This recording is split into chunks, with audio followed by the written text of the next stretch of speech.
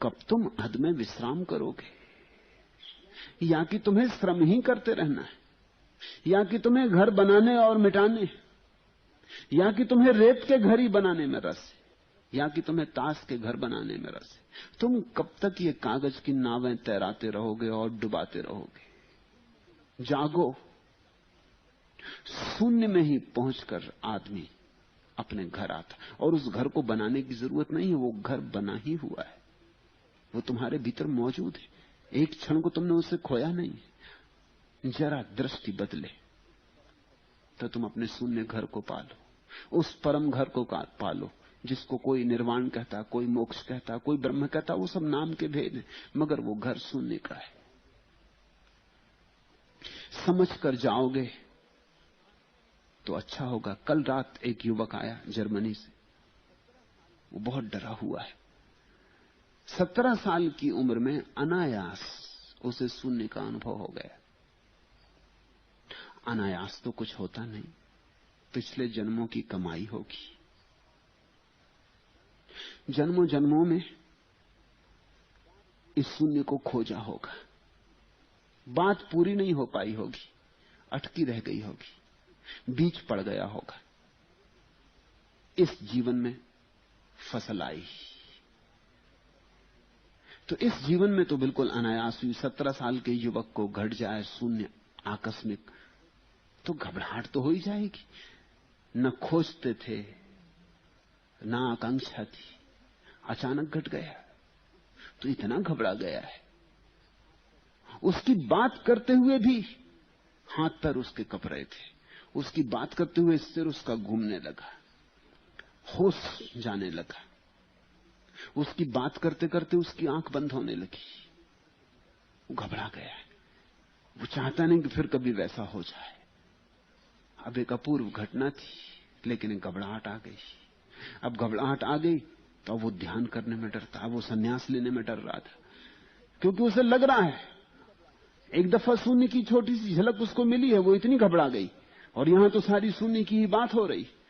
तो वो डर रहा है, जा भी नहीं सकता, क्योंकि यद्यपि उस शून्य से वो घबरा गया, लेकिन उस शून्य में उसे सत्य का भी दर्शन हुआ। ये भी वो कहता है कि जो मैंने जाना वही परम सत्य है, मगर वो परम सत्य में फिर नहीं जानना चाहता।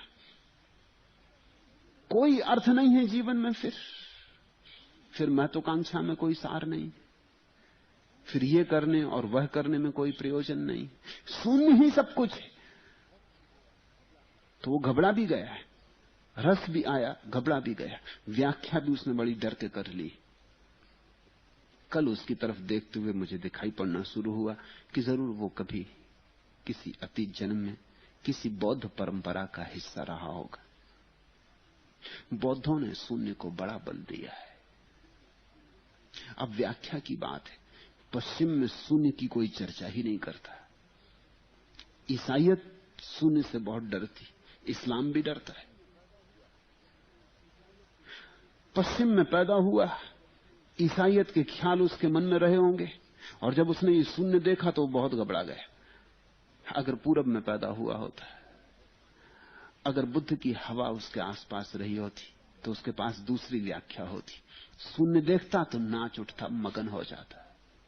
शून्य देखता तो कहता रतन अमोलक परख कर, रहा जौहरी थाक, दरिया तह कीमत नहीं, उन्मन भया अवाक। फिर तो नाच बंद ही ना होता, फिर तो जो गीत का झरना बहता बहता ही चला जाता।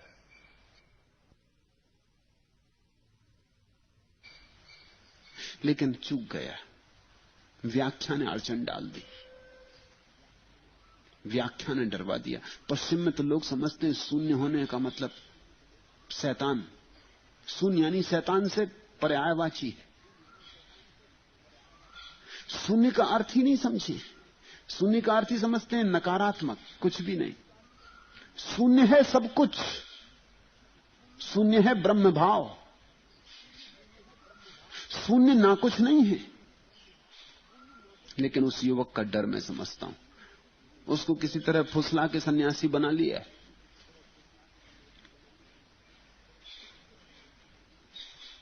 उसे फुसला के ध्यान में ले जाएंगे। अब की बार आशा की जा सकती है कि जब फिर दोबारा शून्य घटेगा तो उसके पहले वो तैयार हो जाएगा। अब की बार शून्य उसे पगलाएगा नहीं, अब की बार शून्य उसे परम स्वास्थ्य दे जाएगा। अब की बार शून्य से उसकी ऐसी ही पहचान हो जाएगी, जात हमारी ब्रह्म है, माता पिता है राम, गिरह हमारा शून्य में, अनहद में विश्राम। और एक बार अनहद में विश्राम आ गया, फिर तुम कहीं भी रहो, फिर हजार संसार तुम्हारे चारों तरफ शोरगुल मचाता रहे, तुम्हारे भीतर कोई तरंग नहीं पहुंचती, तुम निस्तरंग बने रहते हो। तुम अपने घर आ गए, तुमने शाश्वत से सगाई कर ली। इन सूत्रों पर ध्यान करना। ये सूत्र विचार करने के नहीं, ध्यान करने के। एक एक शब्द पर ठिठकना, एक एक शब्द का स्वाद लेना, आंख बंद करके डुबकी लगाना, एक एक शब्द के साथ मगन होना, एक एक शब्द के साथ थोड़ा थोड़ा मन छोड़ना, थोड़े थोड़े उन्मन होना, एक एक शब्द के साथ आश्चर्य की पुलक से भरना, रोमांचित होना, एक एक शब्द के साथ ज्ञान छोड़ना, निर्दोष अज्ञान में उतरना, एक एक शब्द के साथ तादात्म्य शरीर से, इंद्रियों से छोड़ना, ताकि धीरे धीरे तुम्हारे भीतर के ब्रह्म से पहचान फिर से बन जाए, पुनः पहचान हो जाए। पुनर्खोज है ब्रह्म, क्योंकि खोया तो कभी नहीं, मौजूद तो है ही, तुम्हारी प्रतीक्षा करता है। तुम जब चाहो घर लौट आओ, तुम उसे वहां घर में बैठा हुआ पाओगे। गिरह हमारा शून्य में, अनहद में विश्राम। आज इतना ही।